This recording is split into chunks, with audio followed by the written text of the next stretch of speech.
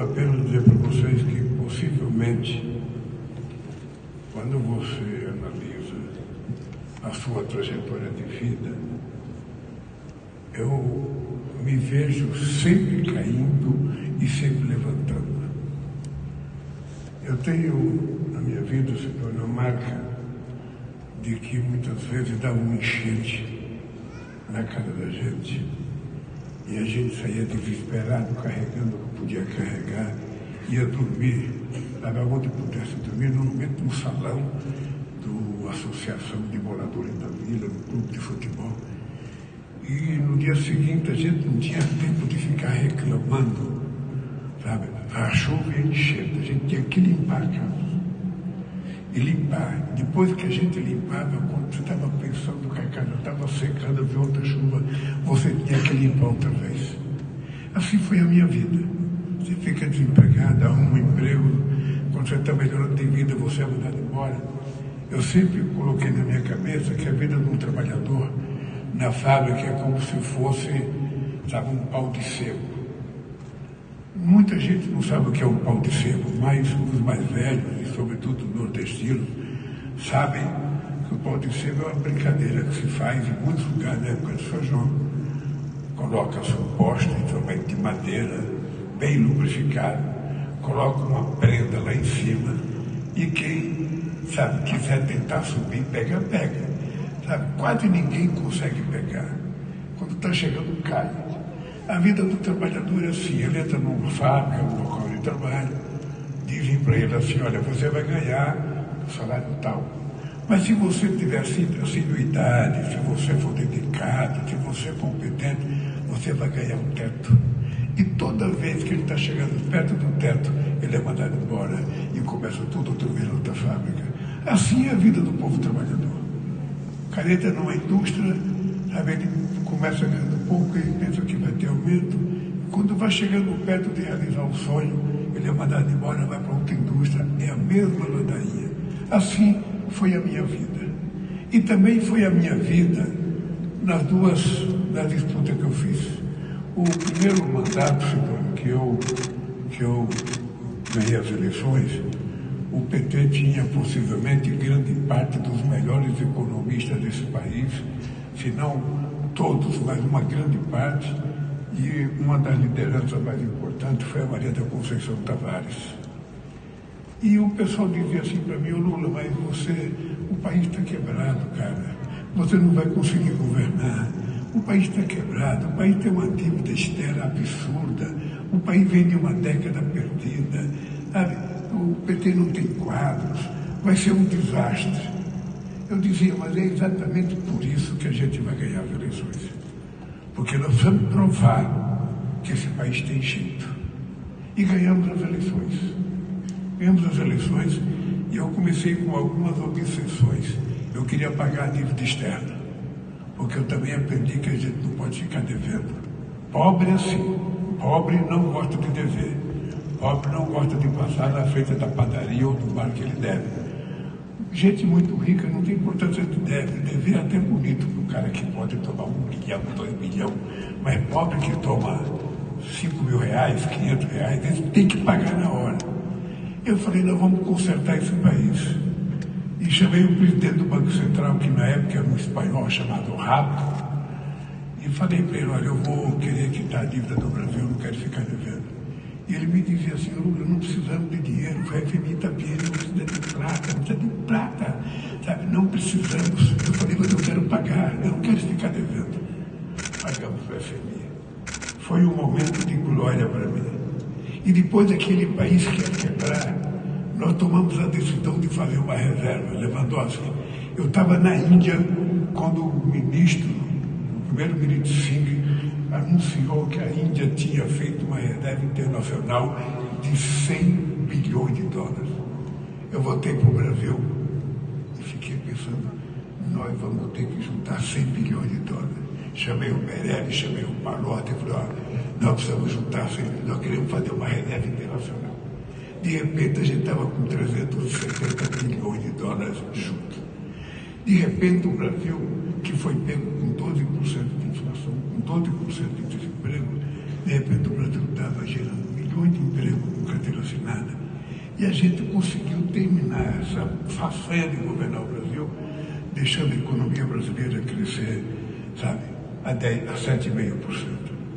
Quando nós voltamos agora a disputar uma eleição, eu via esse país ser destruído e me dizia, será que a gente vai conseguir colocar a casa em ordem?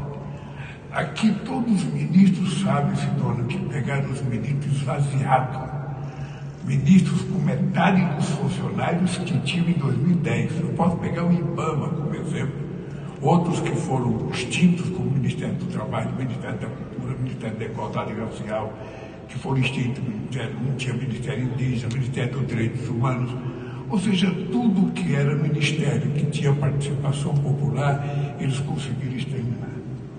E ao invés de a gente ficar reclamando, o Alckmin foi um companheiro que cuidou da transição, ele foi o porta-voz da transição. É importante vocês perceberem que no final da transição, nós fizemos mais crítica ao Fernando Henrique Cardoso em 2003 do que fizemos ao Bolsonaro agora em 2023. Porque possivelmente tenha sido o Alckmin que não era tão radical quanto o Palocci foi na apresentação do relatório que nós falamos a crítica da herança maldita.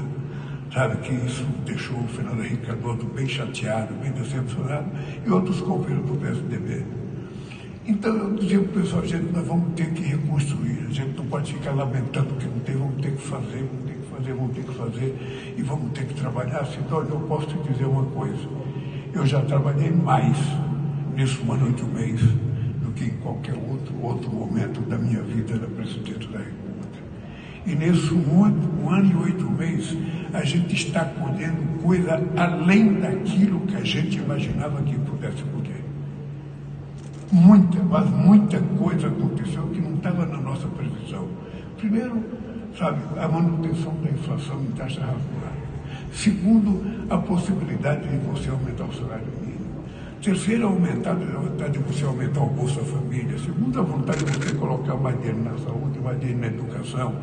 Terceiro, o emprego hoje é o menor emprego dos últimos 14 anos. A renda salarial cresceu 11,7%. E 90% dos acordos dos trabalhadores hoje são feitos com dinheiro acima da inflação. E nós estamos reajustando o salário mínimo com mais aumento, além da quantidade de coisa na saúde, na educação, na agricultura. Ou seja, eu estou convencido que nós vamos terminar este governo numa situação altamente privilegiada. Altamente. Eu sempre digo que as pessoas que acreditam que não vai dar certo vão quebrar a cara. E eu tenho uma presidenta do meu partido muito exigente. De vez em quando ela entra em crise porque ela acha que não está dando certo, ela acha que você está fazendo. Ô Cris, tenha paciência. Tenha paciência, sabe? A gente vai conseguir resolver os problemas. E por isso, eu pedi para dizer para vocês o seguinte.